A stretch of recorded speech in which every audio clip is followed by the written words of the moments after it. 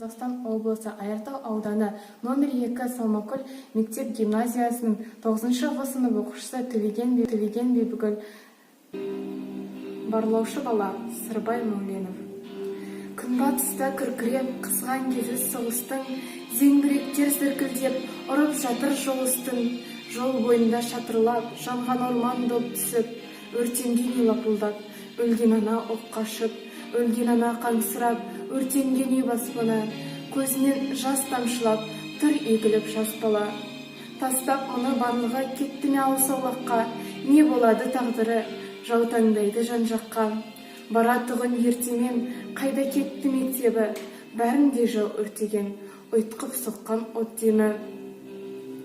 Қараңғы түн қарағай, сыбдырлайды жер өрлеп, ол да жетім баладай, күрсінеді күбірлеп. Жатыр бала бүрісіп, жас қарағай түбінде, тұла бойы құрысып, тоңғандай жас түнінде. Көз алдына келгендей, әлдененің ересі, әлденені көргендей, қалтырайды денесі. Алқына кеп демалып, ентіккен бұл кім екен? Қара орманда не бағып, қараңғыда жүр екен. Қарағайлар анталап, қарсы келе жатқандай, бір қараны қалқалап, қараңғы түн жапқандай. Тап жанынан сап еткен шықты кенет қатал үн.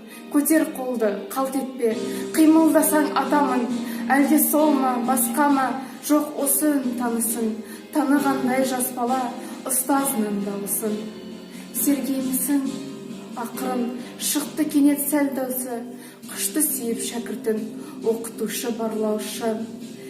Қалың орман қорғаған, терең үңгір жер кепе. Күн таппайды жолдаған, іші қара көлеңке. Бір айтылы сол орманда партизандар мекені, бір кепеде тұрды онда ұстаз бала екеуі. Барлығына ерекше болды ұстаз тымыста, кеше өлең үйретсе, енді үйретті соғысқа. Үйретті айла ақылды, әскерине ойынды, көздеп мылтық атуды, қалай мина қоюды.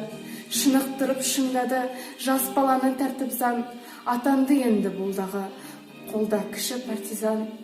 Қалған жалғыз мұнара, мойны ғана сұрайып, сол арада жүр бала, қайыр сұрап қол жайып.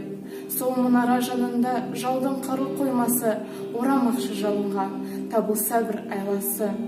Қарақшылар қарқылдап, кейде оғаннан атып, қалай етсе қақы бар, ойнайды итке талатып. Шыдау керек ауырға, солай соғыс тәртібі, қанды майдан жолында кездеседі әртүрлі.